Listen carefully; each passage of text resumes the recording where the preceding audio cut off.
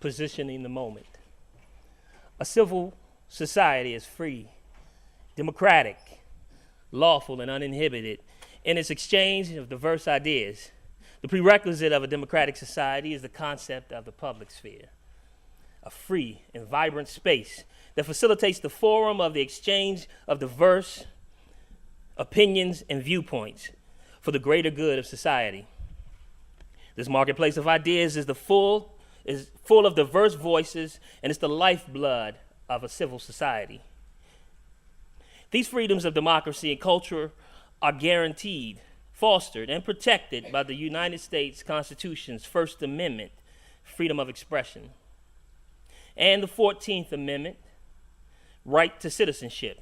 And every legal citizen in this society, regardless of race, regardless of gender, religion, etc., is entitled to these rights.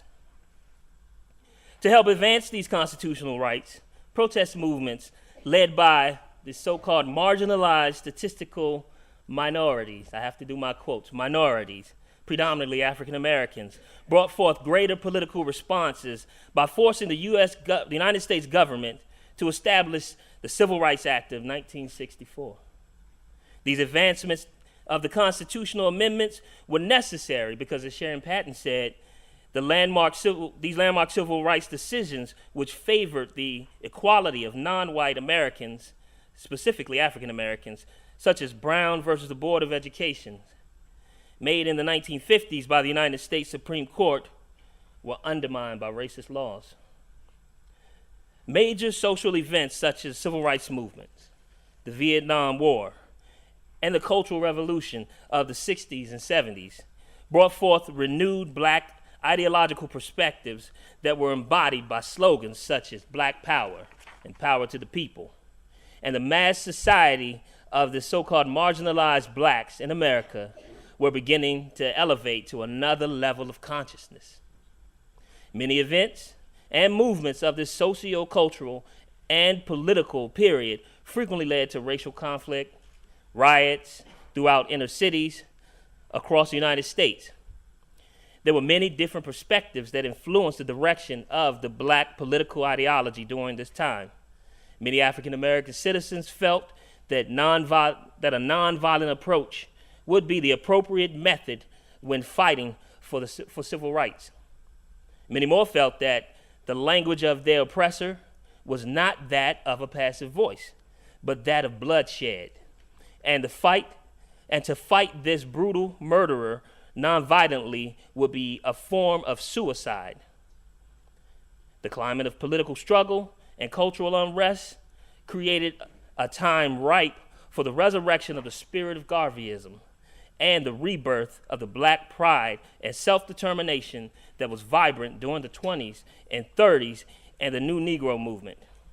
Just as the people of the American society were affected, so were the artists of the black arts movement in the 60s and 70s, dramatically influenced by social and political events of that day. It sounded like I was quoting something from last year, right? Greetings, Colloquium supporters. This year's conference will analyze the ideological influences portrayed through the semiotic statements and visual communications brought forth through the visual language and culture of the black arts movement during the 60s and 70s. Strongly influenced by the civil rights and black power movements, the members of BAM used symbolic protest as a driving force to communicate cultural, political, and economic messages to the grassroots while taking a stand against the political structure of the American society.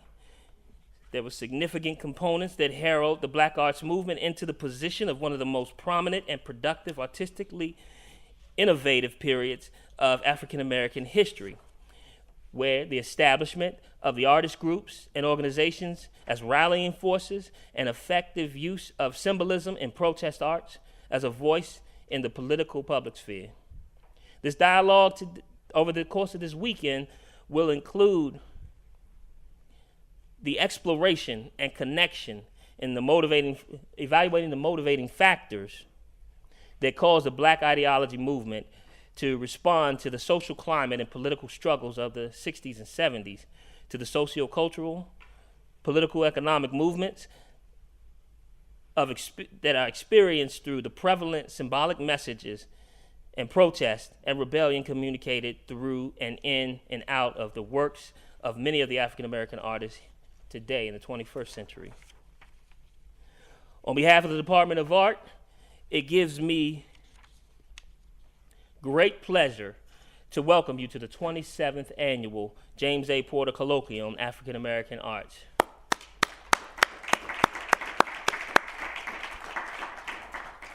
Since 1990, the Colloquium has been respected as a nucleus for this public sphere, for scholars, artists, curators, cultural critics, collectors, and others in the field of African American art and visual culture. This forum represents the diverse ideals of the artistic heritage and contributions by persons of African descent in America.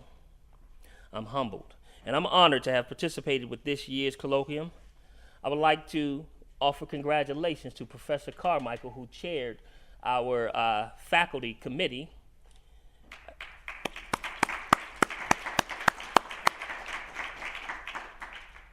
I would also like to recognize the 2016 Executive Committee,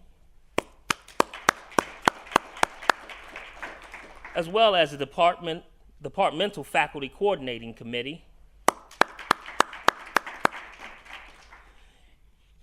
and the production teams, all whom worked diligently to coordinate this year's forum. Thanks also to each conference presenter for demonstrating such devotion to the advancement of African American art.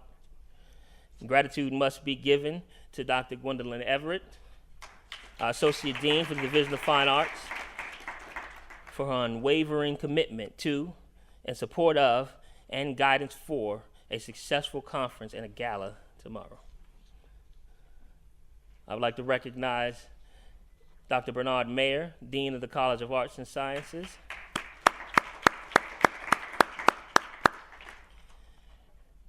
as well as Dr. Anthony Wutu, our Provost and Chief Academic Officer, and Dr. Wayne Frederick, our University President, all of their respective offices for continuing the support of all of our efforts. And most special recognition and appreciation has to be given, and Dr. Coleman will remember that because in 2009, what I just read actually was a contribution to a doctoral research study that I was doing on his behalf, under his tutelage.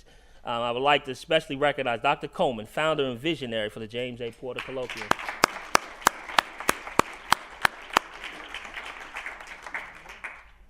We welcome you all and ask for your continued support of our artistry and our scholarship.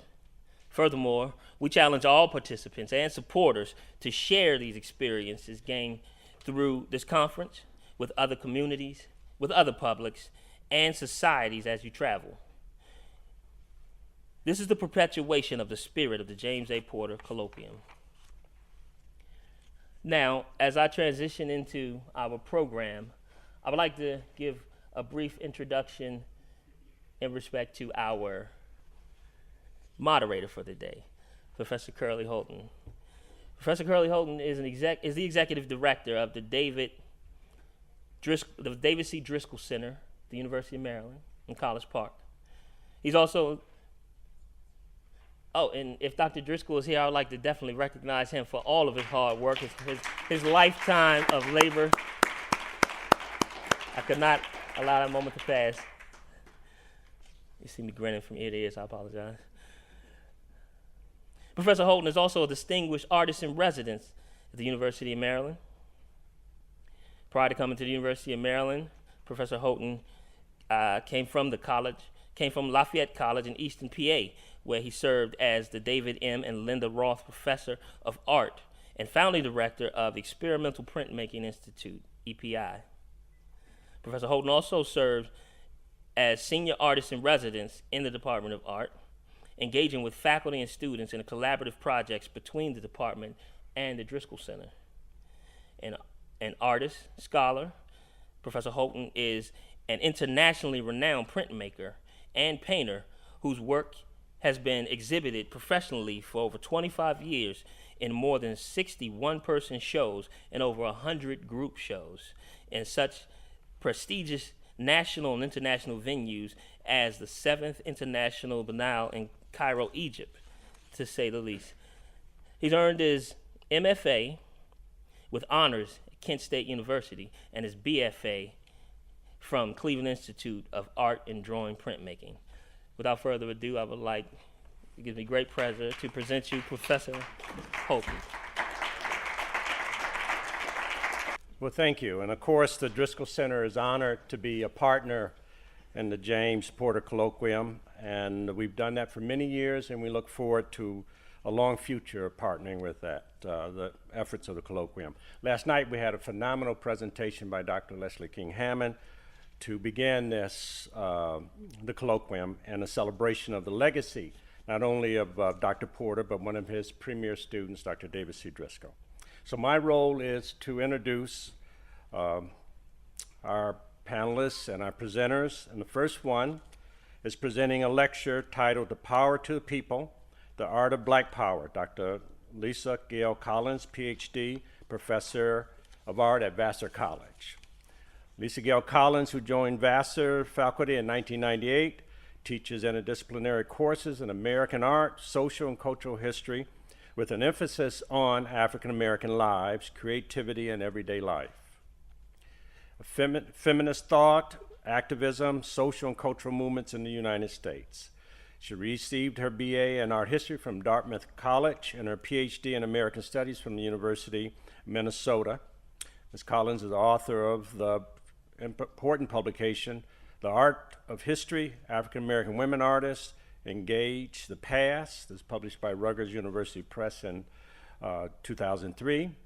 And The Art, Artifacts, and African Americans, Context and Criticism, Michigan State University in 2007.